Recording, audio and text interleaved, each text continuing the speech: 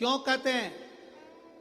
नारी के गर्भ में बच्चा रहे, नारी के गर्भ में संतान रहे। डॉक्टर कह रहे हैं वो संतान विकलांग हो सकती है, डॉक्टर कह रहे हैं कि वो संतान मानसिक विकलांग हो सकती है, डॉक्टर कह रहे हैं वो संतान बेकार हो सकती है। पत्र है, देखिए, ये तो मनी प्लांट का पत्ता है। मनी प्लांट का है कि और काय का है? पत्र।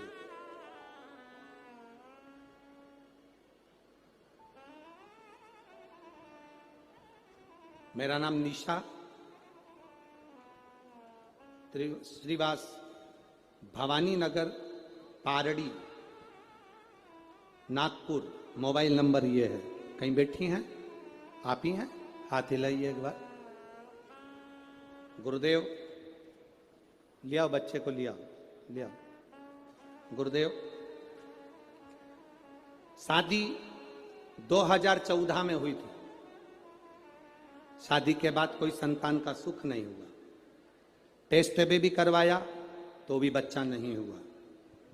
डॉक्टर के हिसाब से संतान के सुख का कोई क्रम नहीं दिखा। सारी जगह घूम कर आए पर औलाद नहीं हुई। खूब गोदियां भरवाई पर औलाद नहीं हुई। गुरुदेव, परिवार के किसी व्यक्ति के कहने पर बाबा का पशुपति व्रत किया और बाबा के पशुपति व्रत के साथ में सफेद आंकड़े की जड़ का प्रयोग किया। बाबा ने कृपा करी। 2014 के बाद पहली बार गर्भ ठहरा। अब 14 से अंदाजा लगाओ, 23 चल रहा है। लगभग 10 वर्ष के करीब में अगर संतान का सुख हो। गुरुदेव, संतान गर्भ नहीं ठहरा। फिर सीहोर गए, बाबा कुबेरेश्वर महादेव को प्रणाम करा। वहां का कंकर उठा कर लिया आए, उसी को पूजन करते, बाबा से प्रार्थना करते। वापिस से सफेद आंकड़े की जड़ को हमने बदला, फिर बदला। बाबा की कृपा से गर्भ ठहर गया। डॉक्टर ने तो कहा था कि तुम्हारे गर्भ में बच्चा नहीं, कोई पत्थरी हो गई है। जांच में फिर गठान हो गई। गठान से जांच करते करते डॉक्टर ने कहा कि तुम्हारे गर्भ में बच्चा है पर यह पूर्ण तरह से स्वस्थ नहीं है।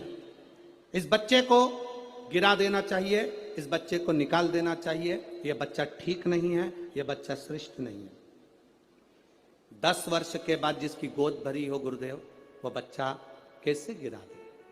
हमने भी बाबा से प्रार्थना करी और बाबा से प्रार्थना कर कर आपने क्षमी पत्र का वर्णन किया था। वो क्षमी के पत्ते को हमने बाबा को समर्पित करा। वही पत्ता हमारी धर्म पत्नी के पास में रहा और बाबा की कृपा से जो संतान हुई, डॉक्टर ने कहा यह बच्चा पूरी तरह से स्वस्थ है, इस बच्चे में कोई खराबी नहीं, यह बच्चा पूर्ण तरह से स्वस्थ है, इस बच्चे में कोई तकलीफ नहीं। 10 साल के बाद औलाद हुई है गुरुदेव, और 10 साल के बाद 2014 में संतान का विवाह हुआ था। उसके बाद से संतान सुख नहीं था। ये शिव कृपा, उदारता, उसकी करुणा, उसकी दया होती ही ऐसी।